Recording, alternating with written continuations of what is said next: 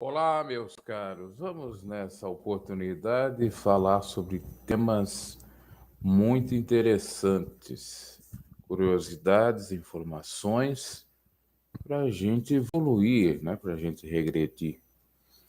Até porque, com o avanço da ciência, muita coisa vai se descobrindo, muito mito, muita fábula vai caindo por terra e a gente vai tentando viver nesse novo normal, nessa nova configuração de mundo.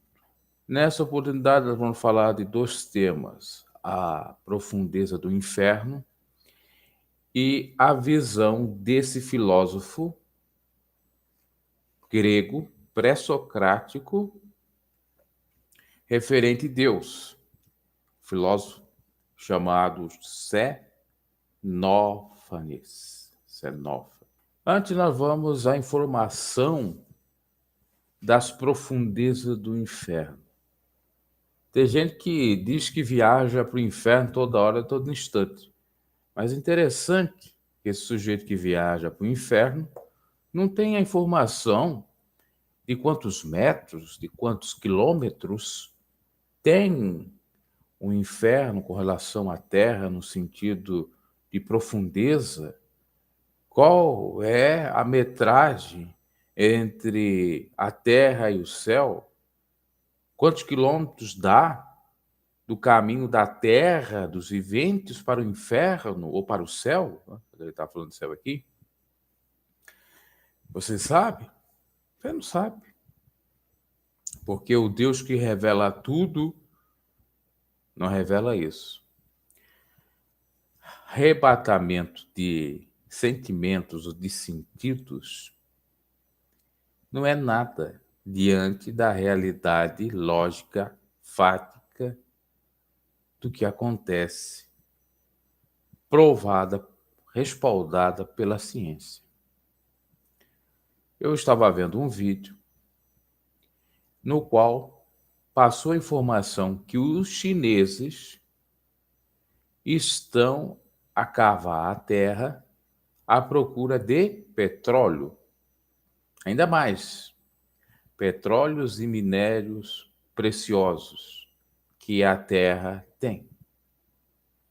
E eu achei que a profundidade no máximo que eles foram para baixo aqui seria de 1.000 metros, 2.000 metros, que corresponderia a 1 ou 2 quilômetros. Pasmem vocês, é muito mais. Então, olha como que a gente é perecível, a gente não é nada. A gente fica a 6 palmos abaixo da terra, cerca de 1, 2, 3 metros abaixo da terra. Só que a terra, na sua profundidade, é quase que infinitamente maior do que nós ficarmos ali, debaixo de terra, se tornando pó e cinza. Na década de 70, década de 80, já tivemos cientistas que cavaram a Terra e chegaram, pasmem vocês, à profundidade de mais de 12 quilômetros para baixo. Isso corresponde a 12.000 metros. A China agora, com seu novo empreendimento, vai cavar 11 quilômetros e pouco, ou seja, mais de 11.000 metros.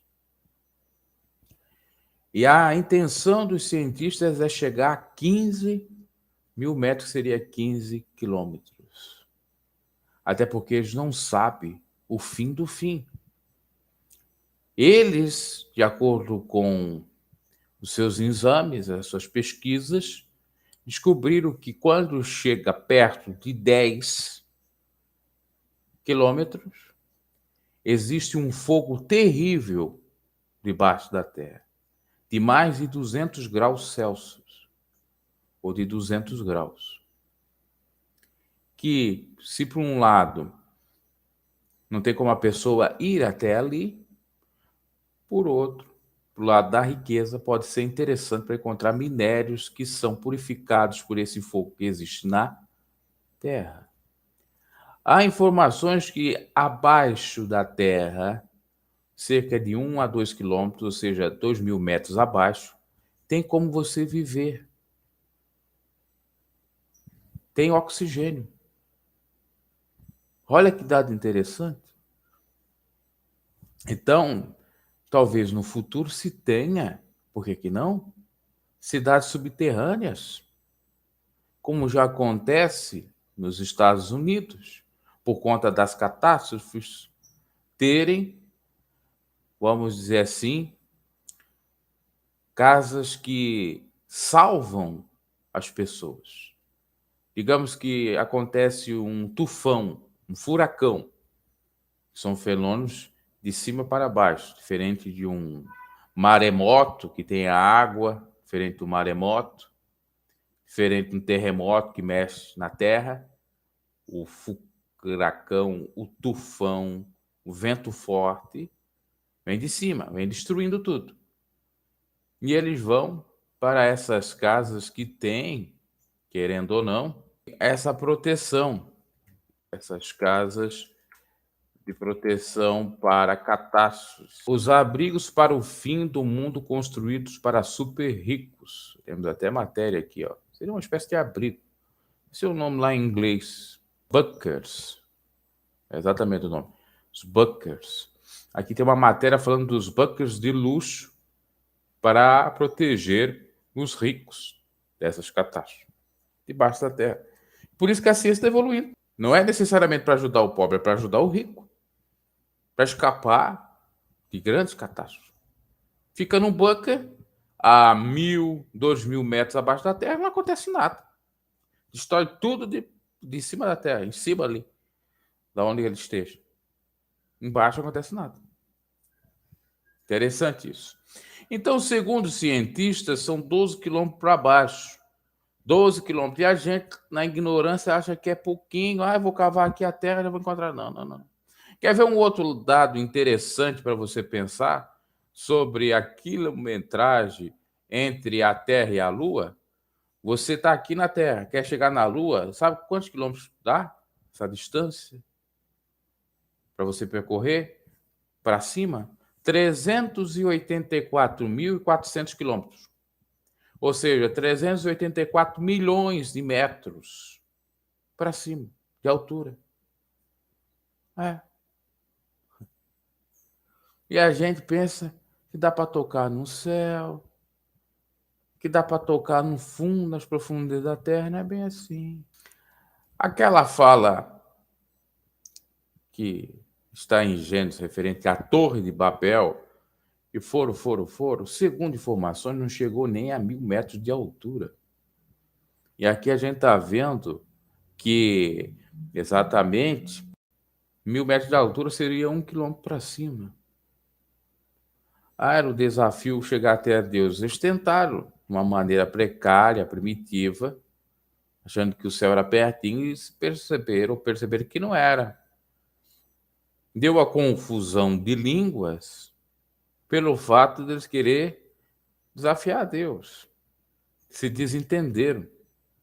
Faltou também, obviamente, sabedoria da parte deles. Mas era uma tentativa do homem, e inclusive essa fala é reproduzida por outros povos, por outras crenças, dando a entender que seja verdadeira, assim como um dilúvio. Ok, meus caros. Então, é para a gente pensar que o que a gente ouve de besteira, de besterol nesse YouTube, não está no gibi. Ai, eu fui para o céu. Ai, eu fui para a terra. Ai, eu saí da terra. Ai, eu estava a 9 metros da terra. 9 metros da terra, meus caros. Ah, meu corpo estava a 9 metros, eu estava numa altura. Tá, pode até ter ocorrido. Mas 9 metros é coisinha de nada. É segundo andar, terceiro andar. Cada andar, segundo o que manda a engenharia, corresponde a 3 metros de altura. Então, no terceiro andar, você já está em 9 metros. Não é altíssimo, coisa nenhuma. O céu ainda está... Vocês entendem? É uma percepção que a pessoa tem. Pela lógica, pela razão, é isso. Cada um acredita no que quiser. Ninguém é obrigado a acreditar de acordo com a lógica. Mas, precisamente, se você entendeu o Evangelho, sabe que é bom examinar tudo e reter o bem. Muito bem. Não vamos nos ater muito a essa questão do inferno, que seria a parte inferior da terra. A sepultura, na tradução bíblica, não necessariamente o inferno. Haja visto aqui o lago de fogo, que é a segunda morte, que fala Apocalipse, que é o grande infernozão, a grande condenação. E que a gente não sabe onde que é esse local. Pode ser para baixo, pode ser para cima, pode ser num canto, no outro na terra. Assim como nós vamos morar no céu, no paraíso. Aonde que é o paraíso? No passado, o paraíso é onde atualmente fica Irã e Iraque, no Oriente Médio. Era numa terra. E se a Bíblia diz que são novos céus e nova terra, é numa terra, não é no céu, né? Quer dizer que esse paraíso terá terra e céu. E céus no plural. É uma metáfora. Mas não quer dizer que é acima, nem abaixo, Deus é que sabe. Vamos a Xenófanes. Por que eu vou falar desse filósofo? Porque ele tem uma visão parecida à cosmovisão cristã de 2000 anos atrás, ou até antes de 2000 anos atrás. Para quem não sabe, a Grécia é o berço da filosofia. A filosofia praticamente começou em torno de 6 a 7, veja bem, de 6 a 7 séculos antes de Cristo. Em torno de 700 anos antes de Cristo, mais ou menos. Até porque os pré-socráticos são antes a Sócrates. Pré quer dizer antes, então, pré-socrático antes a Sócrates. Então a gente está falando aqui de um pensador de 700 anos antes de Cristo, que corresponde a mais de 2.700 anos atrás. Esse pensamento aqui. Já já a gente vai ler. Se eu não me equivoco, esse é um dos primeiros, se não o primeiro, filósofo a questionar o politeísmo, a crença em vários deuses na Grécia. E também a questionar a questão que a própria filosofia fala, que seria um Deus parecido como humano, um Deus parecido humano. E isso era inconcebível para Xenófanes. Ele não acreditava nessa ideia de antropomorfismo, que é colocar Deus como se fosse nós, inclusive. Por que muitos são contra isso? Porque hoje em dia, se a gente parar para analisar, tem gente que acredita piamente que o que a gente faz, Deus faz. Não, Deus pode ter, como o próprio Gênesis, algo parecido a nós, ou na realidade nós parecido a ele. Seríamos a imagem e a semelhança, mas não quer dizer que somos iguais. Vocês acham que Deus defeca? Deus urina? Uma pergunta. E se a gente for analisar com base nesse antropomorfismo, dá a entender, se for para o extremismo disso, que até Deus defeca, Deus urina, Deus lacrimeja, Deus passa a suar o nariz, a derramar suas secreções. Mas o nome dele é Xenófanes. Olha o que ele dizia. Ele é contra o antropomorfismo da religião grega. Os gregos antigos concebiam os seus deuses, deuses criados por eles mesmos, como figuras humanas. não somente nos atributos físicos, a caracterização psicológica das divindades gregas, até a psique e a mente era igual, também era essencialmente humana. Eles se sentiam e comportavam-se como humanos, demonstrando ciúmes, ira, inveja e desejo de vingança. Xenófanes aponta que essa vontade de espelhar nos deuses as próprias características era natural, mas estava errada. Outro ponto que Xenófanes critica na religião grega é que está diretamente ligada à sua filosofia cosmológica, que é o politeísmo. O filósofo acreditava que não podia haver uma multiplicidade de deuses componentes do universo, pois esse era uno. A unidade é o princípio e o fim de tudo. Somente a unidade é que haveria uma concepção estritamente plausível para se falar em geração. A ideia de um Deus único, imortal e imutável era então o princípio de tudo. Ó, praticamente um dos primeiros, se não o primeiro filósofo a nos vender a ideia, a falar de uma ideia, inclusive cristã, de Deus único, de Deus uno, imortal e imutável. Vocês acham que esse filósofo talvez não teve acesso aos profetas? Talvez lá a Malaquias? A Malaquias falou que Deus é imutável. Mas vamos colocar outros profetas perto da idade dele lá. Será que ele não teve acesso a algum livro judaico? E por isso que ele começou a pensar dessa maneira. Ou não foi? O livro mais antigo da Bíblia não é Gênesis, é Jó. O livro de Jó, a datação do livro de Jó é aproximadamente. Em algum momento entre os séculos 6 e 5 a.C., contudo, a história foi redigida em hebraico, na versão que está presente até hoje. Então você vê, 6 e 5 por aí, não é perto aí do pensamento filosófico da Grécia. Inclusive, não se tem o autor incerto, não quer dizer que foi Jó mesmo. Poderia ter sido Moisés ou Salomão que escreveu Jó. Tem uma datação entre 5 ou 6 até 2 anos antes de Cristo. Tá, esse filósofo, ele era antes de Sócrates. Poderia ser mais velho que Jó. Poderia.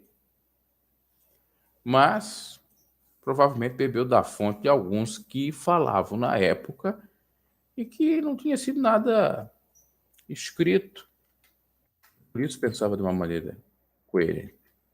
Agora, isso é o pensamento desses. Veja bem, segundo os livros de Moisés, melhor dizendo, os relatos, ele durou 120 anos e teria nascido em 1560 e morrido em 1440 a.C.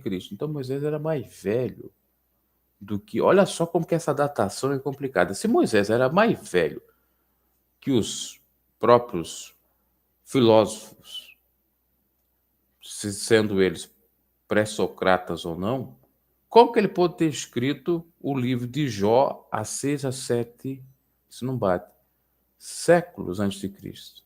6 a antes de Cristo corresponde a 700 anos, porque um século é 100 anos. Um milênio é 1000 anos. Então, você para analisar, isso aí não está batendo, correto? Se realmente foi Moisés que escreveu o livro de Jó, e é verdade que ele nasceu há 1500 anos no mínimo antes de Cristo, então o livro de Jó tem 1500 anos antes de Cristo, tem mais de 3500 anos. E provavelmente influenciou os filósofos gregos. Então, você tem que estudar bem, até porque você pode ser enganado. E a ciência está aí pesquisando. Mas vamos voltar ao estudo, que se a gente for aprofundar essa questão de data, isso aí dá um trabalhão. Vamos lá, vamos voltar ao pensamento de Xenófanes. Vou ler aqui desse livro aqui, para você entender. No que se refere à filosofia, Xenófanes determinou primeiro o ser absoluto como o um. O todo é um. Designou isso também Deus. Afirmou que Deus está implantado em todas as coisas e que ele é suprassensível. ou seja, nada mais é do que transcendente, está acima de tudo, não pode ser sentido de algum modo. É imutável, não muda, sem começo, meio e fim. É imóvel, não se move. Em alguns de seus versos diz Xenófanes: um Deus é o maior entre os deuses e os homens, e não é comparável aos mortais, nem quanto à figura, nem quanto ao espírito. E ele vê em toda parte, pensa em toda parte e ouve em qualquer parte. Palavras a que Diógenes de Laércio ainda acrescenta: tudo é pensamento e razão. Então ele está começando a ter uma ideia parecida à crença judaica, lembrando que Israel, ou o povo hebreu judaico, era o único povo praticamente monoteísta nesse tempo grego. O costume era que todas as nações fossem politeístas, o Egito era politeísta, a Grécia, as outras nações ou povoados, reinos, eram sim politeístas. Na filosofia física, vimos representado o movimento como um movimento objetivo, como um surgir e desaparecer. Os pitagóricos tampouco refletiam sobre esses conceitos, mas usavam seu ser o número como fluido. Mas como agora a mudança é concebida em sua mais alta abstração como nada, transforma-se. Por isso, esse movimento objetivo no subjetivo passa para o lado da consciência e a essência torna-se imóvel. O pensamento dele referente a um Deus, do mundo objetivo, mundo subjetivo. Objetivo é aquilo que é preciso, que é lógico, subjetivo é não tão preciso assim, tem a ver mais com o nosso modo de pensar, com o nosso próprio dialogar com relação a várias temáticas. Então ele vai desenvolvendo o pensamento de que Deus fosse imóvel, mas esse imóvel, no sentido de não mover, estaria sendo contra aquela máxima que diz que Deus é onipresente, estaria em todas as partes, de alguma maneira se moveria. Mas também, se ele parar para analisar, pode ser que ele não move mesmo, que ele tem lá câmeras, entre aspas, um telão que vê tudo lá, se quiser ver, e fica do jeito que bem lhe aprouver. Com isso, Xenófanes negou a verdade das representações de surgir e desaparecer, transformações, movimento, etc. Aquelas determinações fazem apenas parte da apresentação ou representação sensível. O princípio é só é o ser. É aqui o produto imediato do puro pensamento, em sua imediaticidade é o ser. A determinação do ser nos é concebida é trivial, comum. Ser é um verbo auxiliar na gramática, mas se tais coisas sabemos de ser e de colocamos-nos como determinação singular ao lado de todos os outros. Aqui, pelo contrário, significa que todo o resto não tem realidade efetiva nem ser como tal, apenas aparência. Devemos, ao pensar nisso, lembrando que isso aqui, ó, o autor está falando sobre os pré-socráticos, a opinião dele, vamos lá. Tal aparência. Vou ter que voltar aqui. Aqui, pelo contrário, significa que todo o resto não tem realidade efetiva nem ser como tal, apenas aparência. Devemos, ao pensar isso, esquecer nossas representações, sabemos de Deus como um espírito. Mas os gregos tinham apenas um mundo sensível diante de si, esses deuses na fantasia. Assim que não tinham. Quem não tinha? No mundo sensível. Nada mais alto ante si estava aí isolados. E já que nisso não encontravam satisfação, jogavam tudo isso fora como algo não verdadeiro, chegando assim ao pensamento puro. Isso representa um progresso espantoso. O pensamento está assim. Na escola eleática, que tem a ver com eleatismo, doutrina dos filósofos pré-socráticos da escola de Eleia, oleática, século 6, 5 antes de Cristo, do qual estão lá os filósofos, como a gente está falando aqui, Xenófanes, Parmênides, Zenão, caracterizada pela crença na unidade do ser e na irrealidade do movimento ou transformação. Vamos seguindo. Tal escola, propriamente e pela primeira vez, manifestado livre para si. Bem como isso é o primeiro, também é o último, a que o entendimento retorna, como demonstra a modernidade, em que Deus é apenas concebido como um ser mais alto, como identidade abstrata. Deus é abstrato. Se dizemos de Deus que esse ser supremo está fora de nós, sobre nós que nada podemos conhecer dele, a não ser que ele é isso, é o privado de determinação. Soubemos nós de uma determinação, isso seria um conhecimento. Assim, porém, devemos deixar desaparecer todas as determinações. Então, o verdadeiro somente é que Deus é o um, e não no sentido de que haja um Deus, isso é, uma outra determinação, mas de que ele é apenas esse igual a si mesmo. Nisto, pois não está contida outra determinação que a afirmação da escola hierática, a reflexão moderna. Eu estou compreendendo no sentido deles dizer, ou do filósofo pensar dessa maneira, assim como passo a interpretar os que estudam Xenófanes. E quando ele fala do ser um, ele não quer dizer necessariamente que existe um Deus, mas que existe um que pode se tornar Deus, que formou tudo. A reflexão moderna percorreu, sem dúvida, um caminho mais longo, não só através de representações filosóficas e predicados de Deus, até essa abstração que a tudo destrói, mas o conteúdo, o resultado é o mesmo. A isso se vincula da maneira mais precisa o raciocínio dos eleatas, pois foram eles que demonstraram mais detidamente que nada surge e nada desaparece. Essa explicação permanece principalmente a Zenão, que a mudança não é ou não se contradiz, mostraram-no de um modo que é atribuído a Xenófanes. Esse raciocínio encontra-se em Aristóteles, em suas obras cheias de lacunas, e em algumas passagens cheias de corruptelas, obras que tratam de Xenófanes, Zenão e Gorgias. Como, porém, falta o começo em que se diga de quem é o raciocínio, só restam conjecturas para atribuí-lo a Xenófanes.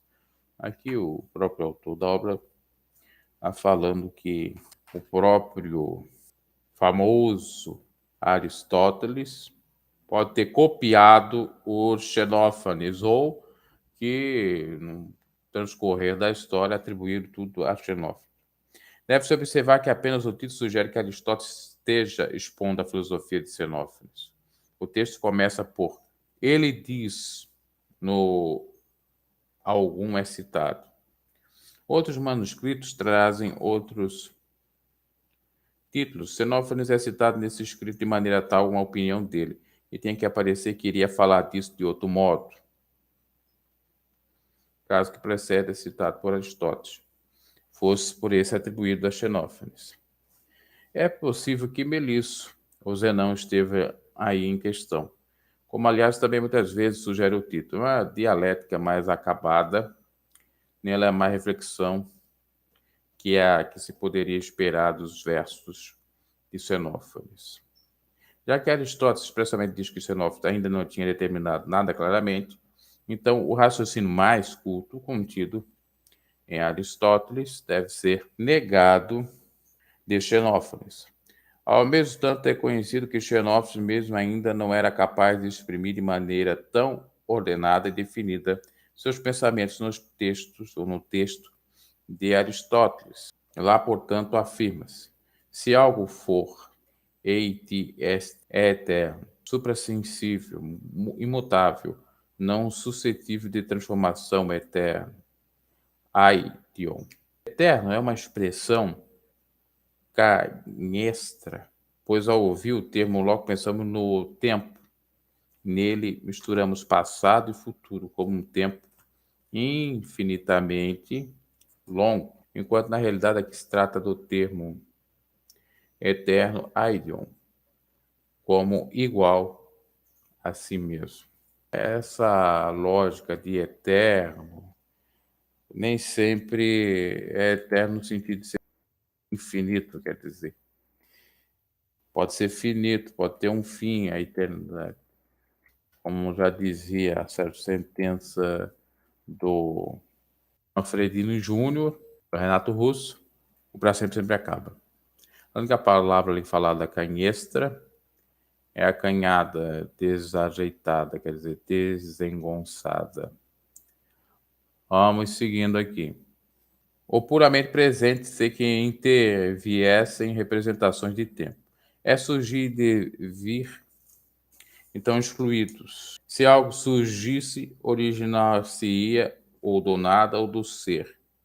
É importante que algo venha do nada, mas quer tudo tenha surgido, quer apenas nem tudo seja eterno. Em ambos os casos viria do nada. É, aquela coisa sempre vai remeter do nada vimos, nada somos, nada seremos e pro nada voltaremos. Como tudo e o nada e tudo é a mesma coisa, uma tolice essa brigaçada por conta do nada e do tudo. Ou do ser pelo não ser. Já dizia a certo texto, ser ou não ser, eis a questão, né? E se apenas algumas coisas fossem delas, todo o resto se originasse, então esse um, do qual todo o resto que aparece surgiria, tornar-se-ia mais e maior. Mas o mais e maior se originariam dessa maneira do nada de si mesmo, pois no mesmo não está contido seu mais e nem no menor seu maior. Tampouco pode algo surgir do ente, pois o ente já é e não surge desse o ente. Já supõe o ente. Não existe passagem para o desigual. Enquanto eterno, o ente também é ilimitado, pois não possui começo a partir do qual pudesse ser nesse fim onde desapareça. Telemann diz, porque achou o surgir incompreensível, não tem verdade, não é. O infinito todo é um, pois se fosse dois ou mais, limitar-se-iam um ao outro, teriam, portanto, princípio e fim. Um seria o nada do outro, adviria desse nada. Esse é igual a si mesmo, pois se fosse desigual, não mais seria o um, mas seriam postos muitos. Esse um é também imóvel, pois não se move, já que não passa para outra coisa. E aqui vai falando, obviamente, em grego. Vamos lá. Passando, porém, teria que movimentar-se para o pleno ou vazio, não para o pleno, pois esse é impossível. Não para o vazio, tampouco por esse é um nada. Um é, por isso, tanto indolor quanto sadio. Não é localizado, nem muda de figura, nem se mistura com outra coisa, pois todas essas determinações implicariam o fato de o não ente surgir e o ente desaparecer, o que é impossível. Aponta-se, portanto, uma contradição quando se fala de surgir e desaparecer. A esse elemento verdadeiro, a essa verdade, opõe Xenófanes agora a opinião. A mudança eliminada da essência e a multiplicidade passa para o outro lado, para a consciência, para alguém que opina. É necessário dizer que Xenófanes disse, se apenas é retido o lado negativo, a supressão desses momentos, o absoluto sem predicados. No mesmo inteirinho, falando sobre isso, na intuição sensível está presente o oposto, a saber, a multidão de coisas. Sua mudança, seu surgir, desaparecer e sua mistura. Com isso, aquele primeiro saber passa para o lado desse segundo aspecto, o qual possui também certeza para a consciência comum com o primeiro. Xenófanes não aparece ter se decidido por um ou por outro, mas suspenso entre ambos, parece ter limitado o conhecimento da verdade. Isso é, que entre dois tipos de saber oposto deveria-se preferir a opinião mais provável, mas que preferível mesmo, só era a opinião mais forte, que não deveria ser vista como a verdade. Assim se expressa Aristóteles sobre ele. Céticos viram nisto o ponto de vista da incerteza de todas as coisas. E o sexto cita algumas vezes versos com esse sentido. Ninguém jamais soube algo claro, nem jamais o saberá, do que eu digo, tanto dos deuses como do universo, pois mesmo que fosse bem-sucedido e dissesse o mais perfeito, ele mesmo não saberia, contudo, pois a tudo se coloca a opinião. Interessante isso aqui, aprofundando isso. Referente à opinião, ser, não sei, enfim, vamos lá. Generalizando o sexto, explica isso assim, como se nós representássemos que numa casa onde se encontra muitas coisas preciosas, vários procurassem as escuras, o ouro, cada um pensaria ter encontrado o ouro, mas contudo não saberia com certeza mesmo que tivesse realmente encontrado. Da mesma maneira, os filósofos entraram nesse mundo como numa grande casa para procurar a verdade. Mesmo que eles a encontrassem, contudo, não poderiam saber se realmente o encontraram. As expressões determinadas de Xenófanes poderiam também significar que ninguém sabia o que ele, Xenófanes, aqui anunciava. Sexto explica que Xenófanes não soube todos os conhecimentos, em grego, catalepsim, mas somente os científicos, e que não podem enganar. Deixo, porém, sobrar o saber da opinião. Isso ele afirma quando diz: em tudo se coloca a opinião. De maneira tal que, segundo ele, o critério é a opinião. Isso é provável e não seguro e certo. Porém, Parmênides, seu amigo, condenava a opinião, unicamente consequente, de acordo com o seu é a supressão das representações que ele realiza de maneira dialética no que precedeu. Claro, seria somente ninguém saber o verdadeiro que com isso dizia, mesmo que um tal pensamento lhe tivesse passado pela cabeça. Não teria ele sabido que isso era a verdade, pois que a opinião a tudo se colocava e seria para um tal também apenas uma opinião. Aqui está falando sobre a questão de procurar a verdade e achar que achou a verdade referente a Deus e é meramente um achismo, uma opinião. Que é o que mais acontece por aí, você pode perceber. Eu acho que o sujeito que faz barba está com Deus e vai para o céu, é uma opinião. A outra pessoa, não, tu está com barba, vai para o inferno. Opinião. Não é a verdade. Então tá aí. Claro que seria somente ninguém saber o verdadeiro, como isso dizia. Mesmo que um tal pensamento lhe tivesse passado pela cabeça, porque era meramente opinião. Entre outras coisas, ele diz: se os touros e leões tivessem mãos para realizar obras de arte como os homens, desenhariam da mesma maneira os deuses, atribuindo-lhes corpos tais como a figura que eles mesmos possuem. Também invectiva contra as representações dos deuses de Homero e de Hesíodo, Homero e Hesíodo, aos deuses atribuíram tudo o que junto aos homens merece vergonha e reprovação, como o roubo, adultério e engano mútuo. Os deuses são culpados do adultério, do roubo, na realidade a própria pessoa, eles representavam aquilo que eles eram. E o Deus maior está acima disso. É o que ocorria na Grécia. Né? Assim como, de um lado, ele determinou o ser absoluto como simples, que, porém, perpassa o que é e nele está imediatamente presente. Assim filosofa ele. Por outro lado, sobre os fenômenos, mais sobre isso, formam-nos transmitidas apenas coisas fragmentárias em parte. Tais opiniões físicas também não possuem grande interesse, também não deveriam possuir maior significação especulativa que valor junto aos nossos físicos. Se ele, no sentido diz, é tudo, e tudo termina em terra, isso não possui sentido de que nisso deveria estar expressa a essência, os princípios físicos, como na água de Tales Aristóteles. Diz expressamente que ninguém considerou a terra como princípio absoluto. Aqui é a lógica. Tudo começou em terra, em pó, e ao pó retornará. Em terra voltará. Seja animais, sejam seres humanos, sejam árvores. Então, pensamento filosófico ele surge, obviamente, para dar racionalidade ao povo referente às mitologias, fábulas, crendices religiosas. Mas essa fala aqui do senhor Xenófanes, um ponto aqui a colar, ela tem muito a ver com o pensamento judaico, tem muito a ver com o pensamento do Deus judaico, com os profetas e a Tanar judaica. Ele provavelmente bebeu dessa fonte para falar, ou pelo menos para raciocinar de uma maneira contrária ao politeísmo.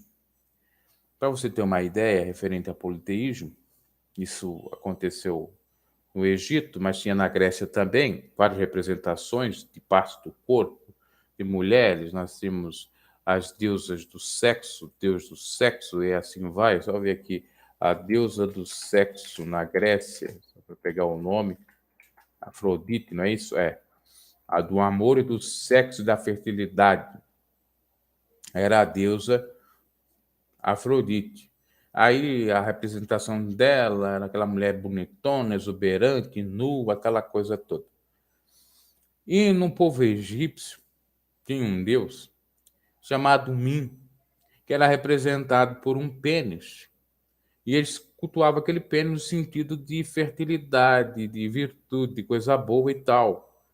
Quando, na realidade, eles estavam trazendo uma representação do culto que já existia, entre aspas, do pênis, do órgão masculino, simplesmente por conta disso.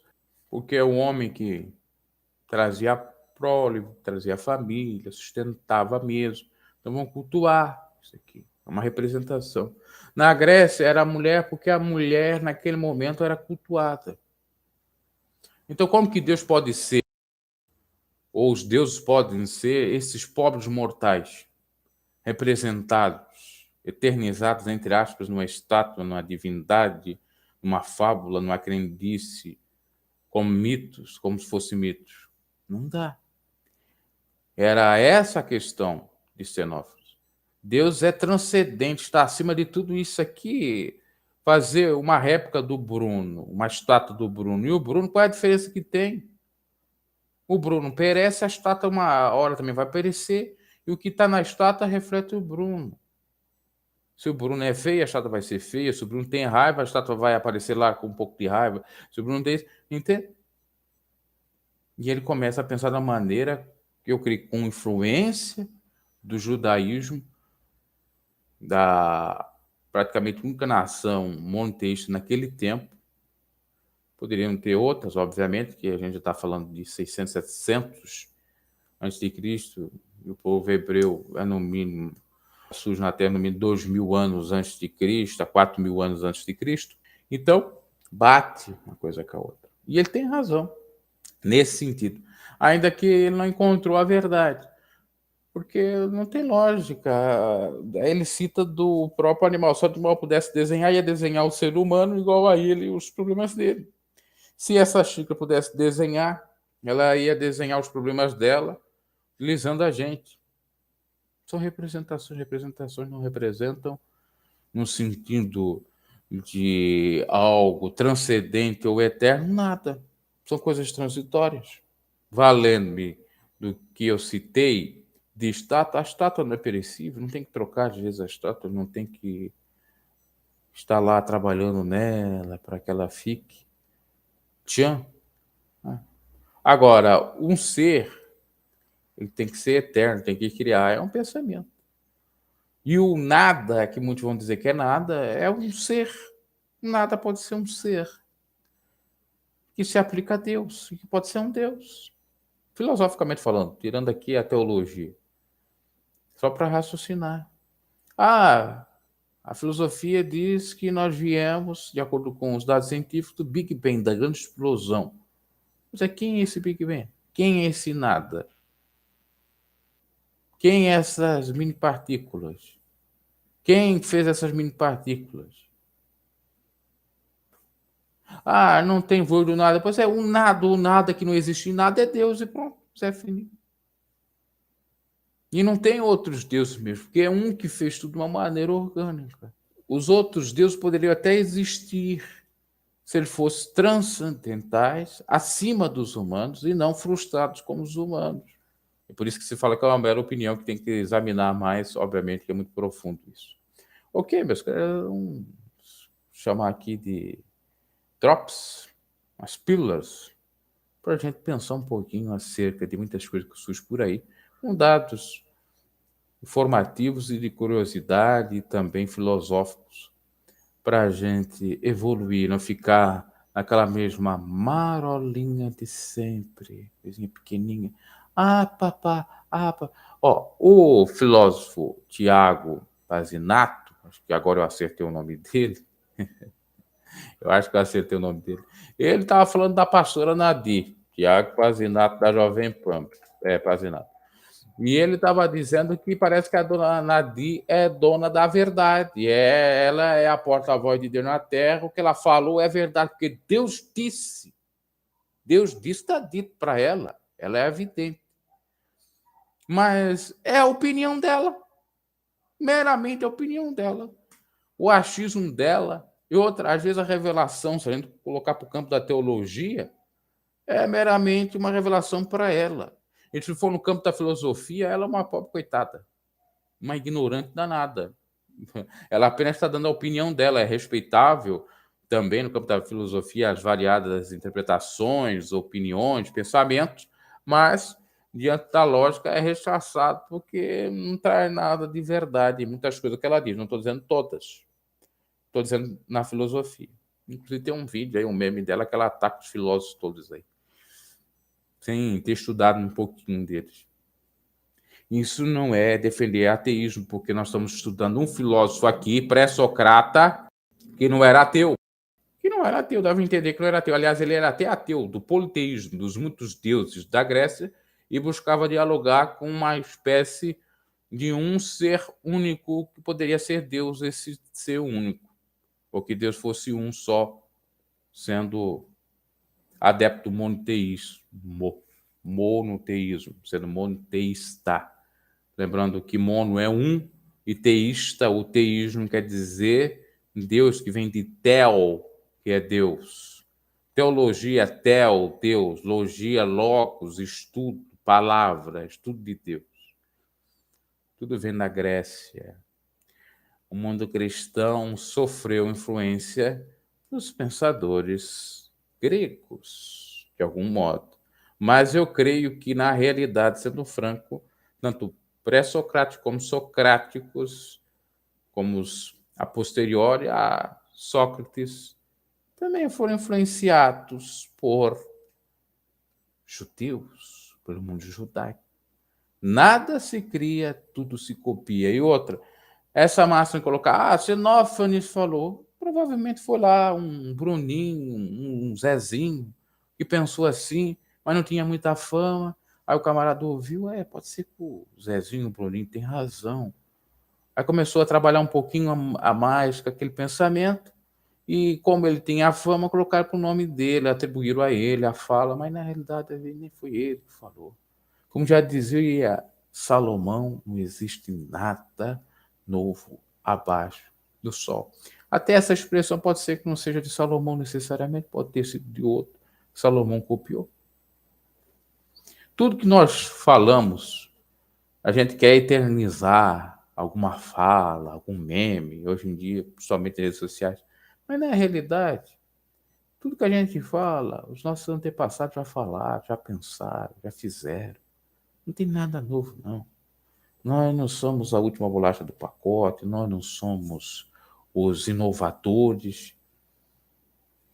É só pensar um pouquinho com humildade nesse sentido. Até mesmo nos avanços tecnológicos, a pessoa, grande descoberta. Sim, é uma grande descoberta, mas já tinha talvez alguém pensando quase ali, quase chegando ali, sendo um futurista no seu tempo, um visionário, pensando, aí alguém pegou aquela ideia que estava lá, deixada de lado, guardada 7 chaves, trancada numa gaveta lá, esquecida, um porão de casa, e começou a esmiuçar, trabalhou, e depois criou, e ficou famoso. Ah, fui eu que fiz. Não, na realidade copiou lá um rabisco de alguém.